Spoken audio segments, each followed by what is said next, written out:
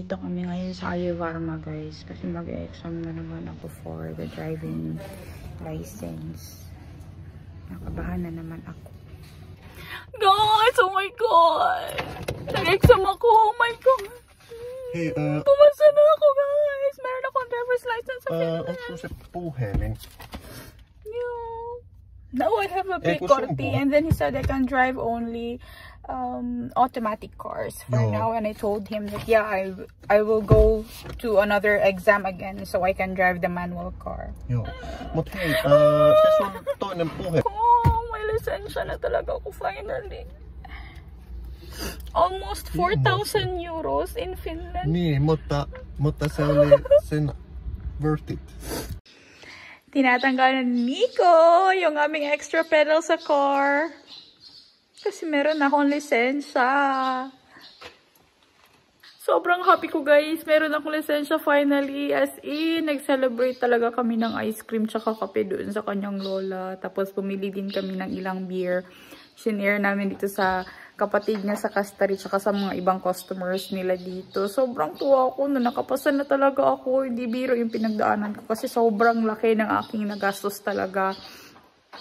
Konting ano na lang talaga, papatakta siya ng 4,000 euros dito sa Finland. Ang laking money yun nun guys pag kinonvert natin dyan sa Philippines. Pero I'm so happy and thankful na kasi pumasa na talaga ako.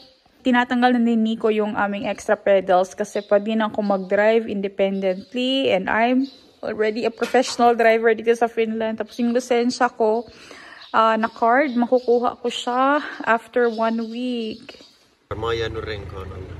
Yeah guys, ito yung snake dito sa amin, no. Ito yung baby snake na siguro na daanan to ng ano ng car kaya ayan naputol. Oh, tapos kahapon nung naglalakad si Nico kasama yung mga aso, inaano daw to ng ants kahapon. Oh, this is the snake. Yeah. Ayan oh. Paalis na kami ng bahay guys. Gusto ko kasi makita yung snake. Ano itsura nun para next time ma-recognize ko siya. Hindi pa ako nakakita ng snake talaga dito sa Finland ngayon pa. Nakakatakot. Ayun na si Nico guys. Dala-dala niya yung tractor tsaka yung trailer na ibabalik niya doon sa kaibigan niya. Kasi hiniram nila yon nung weekend. Nung tinarabaho nga nila yung horses ring na nilagyan nila ng lupa nga. And today's the first time na ako na lang ang magdadrive mag-isa. Kinakabahan ako. Sabi ko kay Nico na samahan niya pa rin ako. Napaka weird kasi ng feeling na ako na lang mag-isa dito, wala akong kasama. Sabi ko, pwede ko bang isama si Marsa, yung itim na aso ni Heidi, para meron naman akong company sa car. Sabi niya hindi daw pwede kasi hindi kami nagpaalam kay Heidi. Tapos baka magtaka siya na wala si Marsa sa loob ng bahay. Dapat sana sinama ko na lang si Piki yung aso. Kasi parang ang weird kasi guys na ako lang mag-isa. Parang natatakot ako na magkamali talaga ako sa road. Kasi first time ko na ako lang. Pero sabi ni Nico, since you passed the exam dito sa Finland, kapag napasa mo yung driving exam sa Finland, it means like you can do it on your own. Kaya mo nang mag-isa. Tapos you are already a professional driver. Kasi napakahirap talaga ng exam nila guys. Kahapon sa sobrang tuwa ko na nakapasa ako, naiyak talaga ako guys. Tapos si Nico pala is, tapos sabi ni Nico na bawasan daw ng tinik yung kanyang dibdib tsaka yung burden ba, kasi nga gumigising sila ng maaga ni Anika para ihatid ako sa work. Diba ang sweet.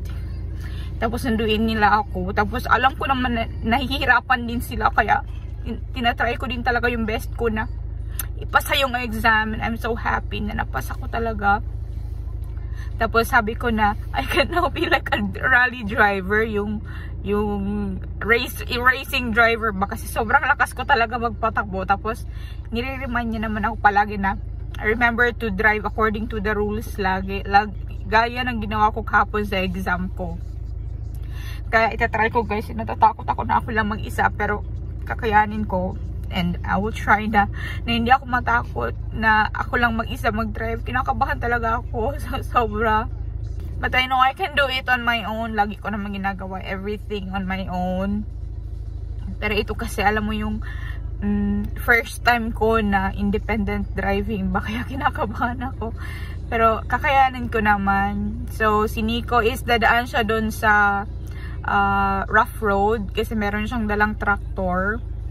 Doon ako dadaan sa highway. Tapos dadaan siguro ako ng store para bumili ng snack nila mamayang hapon. Pagdating ni Anika, meron silang snack.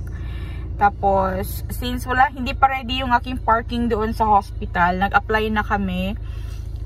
Kailangan ko pa nung card or yung card nga na gagamitin doon.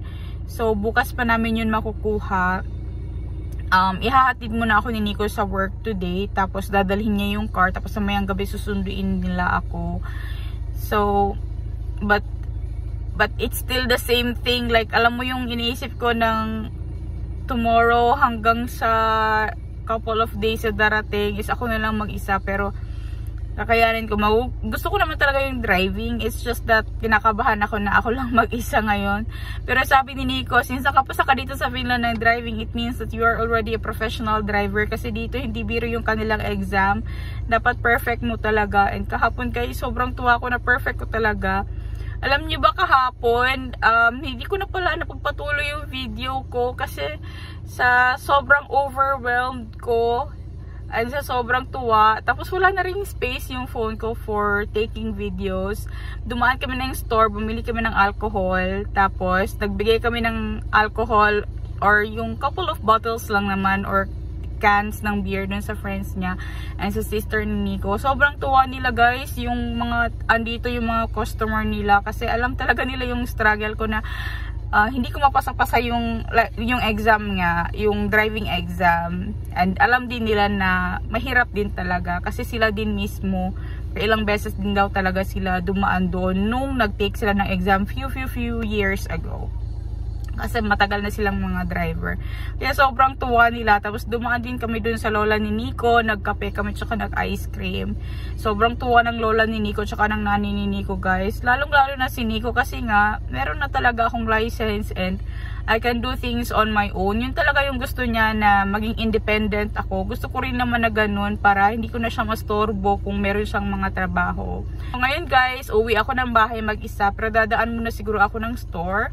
And this will be my first time to drive on my own. Alright guys, change of plan. Sabi ni Nico, ihatid niya ako pero hindi na daw. Ako na daw ang pumunta doon sa trabaho ko kasi magsistay pa siya doon sa friend niya kasi meron daw pinapakita sa kanya about trailers and those stuffs na basta mga tractor. Kaya ako na lang ang pupunta doon and nagbabayad na lang ako ng parking ticket doon. I don't know how much will it cost me but since wala pa ako nung card pero nakapag-apply naman na kami ng aming parking doon. Magbabayad na lang ako ng tawag nito, yung parking nga. So, pupunta na ako ng trabaho kasi magti-12 na, 1 o'clock ang aking pasok today. Guys, nakarating na ako dito sa aking trabaho.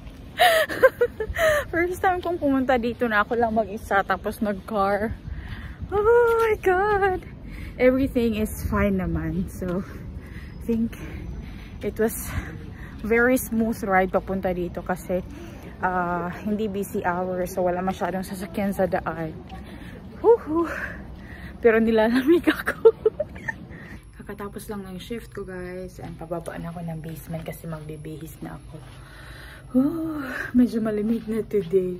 Ewan ko ba or parang kinakabahan lang ako kasi ako lang mag-isa uuwi ngayon ng bahay. Sini ko pala yan, Anika, is nasa bahay sila. Pero kanina mga around 5 o'clock nagpunta daw sila ng Bible study group. Iniisip ko, paano sila nakapunta doon? Wala silang car. And medyo malayo-layo yun. About 3 or 4 kilometers. Imposible na lakad yung dalawang yun. O baka naman, sinundo sila ng friend ni Nico para mag-attend doon sa Bible study. Di ko pa alam. Kasi walang car si Nico, tractor ang dala niya kanina and ako yung may dala ng sasakyan namin. Kaya iniisip ko paano sila nakapunta doon. So, andito na ako ngayon sa basement. Mag-base na ako kasi uwing-uwi na ako guys. Tsaka ihing-ihi na rin ako kasi sobrang dami kong nainom na liquids ngayong hapon. Tapos, medyo busy kami sa ward. Pero okay lang naman kasi naka-orientation pa ako ngayon. So, yung patients ko is shared patients pa ako. So, meron akong supervisor o kaya na dalawa kami na tumatrabaho ng mga patients namin para ma-familiarize ko talaga yung routine, ano yung mga kailangan gawin, mga ganyan. Pero, nalilito pa ako pero okay lang. Kaya naman kasi mababait naman sila kapag meron ako mga tanong, agad-agad naman nila akong sinasagot. Palabas na ako guys. Andito na ako sa tawag nito, sa ground floor. Hindi ko alam magkano babayaran ko sa parking. Kasi bukas ko pa ng hapon makukuha yung parking card ko. Doon ko pinark yung car. Alala ko naman yung plate number namin na. Pero hindi ko alam magkano babayaran. Tinawagan ko pala si Nico, sabi niya na nagbabrush daw ng teeth si Anika tapos matutulog na daw. So nasunod talaga yung routine niya na before 10 o'clock is matutulog. Kasi gigising yan na mga 7 or 8 o'clock. Kasi yung kanyang school taxi isusunduin siya ng ano oras ba? Around 8 past 8 or before 9 o'clock kasi 9 o'clock yung kanyang school. Dito sa Finland, 9 o'clock ang start ng school, hindi 7 or 8. Pero nung bata ako, na-experience ko yung start ng klase is 7 o'clock or 7:30, sobrang aga. Tapos pag walang flag ceremony dito guys, diretso lang sila, pagkapasok nila laro agad. Tapos meron silang schedule for different subjects naman everyday, hindi yung everyday the same talaga lahat ng subjects. So naglalakad na ako dito ngayon sa labas ng hospital. Doon ko pinark ang car malapit sa emergency room kasi ito yung pinakamalapit na parking space dito na area. Ito yung emergency dito guys, so sa 24 hours akuti. So yung mga ambulance doon dinediretso. Tapos meron silang parking space doon. Tapos diretso na siya, may access din sa loob ng hospital. Tapos dito 5 Bustos din. Pero ito yung mga walk-in, like papasok ka na wala kang car or may car ka tapos pinark mo dito, tapos doon ka dadaan. Iba yung access ng walk-in tsaka pag dinala ng ambulance. Tapos dito ako magbabayad ng aking parking. So lalagay ko dito tong parking ticket. Tapos 9 euros. Yan o, nakita nyo ba? 9 euros yung babayaran sa parking guys. So ibig sabihin 1 euro per parking. Sana nilabas yun. Okay. Ayan. Lalabas niya pala yung card. So ito na, nakuha ko na. So bayad na ako sa parking. Punta na ako dun sa car. Tapos magdadrive na ako pa uwi. Ano na ngayon guys? 9:15. 9:10 ako pinaalis ng aking workmate. Sabi niya pwede na daw akong umuwi. Hala guys, nakalimutan ko saan ko pinark ang car. Just me. Ayun pala, yun yata yun. Yun ba yung car namin? Guys, nakalimutan ko. Ayan yata yun. O parang dito ngayon. Basta makita ko na yung plate number, baka sa amin yan. Ah, yan nga. Yan nga yun. Yan nga. Oh my goodness. First time kong umuwi guys ng gabi. Ako lang mag-isa magdadrive pa uwi. Usually talaga kasama ko si Nico, kaya sobrang naninibago ako. Napark ko naman ng maayos ang car guys kasi pasok siya doon sa linya. Kasi lagi akong palpak sa parking. Yeah. Ang ganda ng dito ba, view. Pero hindi siya masyado makita sa camera ko guys. Pero maganda yung view dito na side ng hospital. Ito yung old building ng hospital. Tapos malawak yan guys, hanggang doon pa yan sa likod. Tapos dito yung kanilang emergency. Tapos doon na side yung bagong building. So yung workplace ko is dyan na side, sa likod niyan. So guys, uwi na ako ng bahay. Magdadasal muna ako bago ako umuwi para safe yung aking travel pa uwi ng bahay kasi ako lang mag-isa. And nakabahan ako, pero kaya ko naman. I know that I can do it. It's just that hindi ako sanay na hindi ko kasama si Nico or si Anika habang nagbabiyahe kasi never ko na-experience yung ganito, yung ako lang mag-isa mag-travel. Pero sabi naman ni Nico na I need to be independent kasi like for example, merong emergency sa family. So, pwede ako makapag-drive or may kailangan ng help, kailangan sunduin sa ganito ganyan. Pero pinaka talaga yung merong emergency guys, tapos alam mo yung pwede ko mahatid sa hospital o kaya naman pwede kong masundo. Kasi dito guys, hindi porket meron kang sakit or like stomach pain, ganyan, hindi ka man i-take ng ambulance. Depende sa cases. Kasi kung ano lang, sobrang mild lang, tapos pero kailangan mo talaga ng assurance to see a doctor, hindi kayo tatanggapin ng ambulance. Meron silang case to case guys, kaya nga meron silang triage din na fina-follow. Kaya pinagsikapan ko talaga na magkaroon ako ng driver's license para gumaan-gaan din yung buhay namin. I mean yung tawag nito, yung ano ba siya, basta gumaan nga yung namin guys, yung pagbabiyahe, paglabas, kasi nga madalang yung bus access doon sa amin kasi nga sa countryside kami nakatira, lalo na kapag winter. So talaga mahirap mag-bus dito or mag-commute, lalo dito sa countryside, kaya kinailangan talaga. And I'm just so thankful na nakakuha na talaga ako ng driver's license. And natanggalan talaga ng tinik si Nico guys. Alam nyo, kahapon siya talaga yung pinaka-happy na pumasa talaga ako. Salamat guys sa panonood ng video kong ito. It's so it's so boring. I know my videos are not so like funny or what. But I'm just trying to share my daily experience here in Finland, like how we are living, like how we are trying to like live or what, trabaho, ganun. Pero like dyan sa atin sa Philippines, we are trying to live simpler kasi hindi naman kami magarbong dalawa ni Nico, and si Anika din, kahit bata pa yun guys, sobrang simple nun. Kapag sa store, hindi yun siya nangihingi ng kung ano-ano.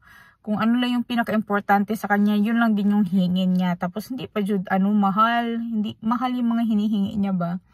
Kaya I'm just so happy na ganun din na lumaki si Anika. Anyways guys, thank you so much for watching our video. Please don't forget to like and subscribe to our channel. We will see you next time. Hey!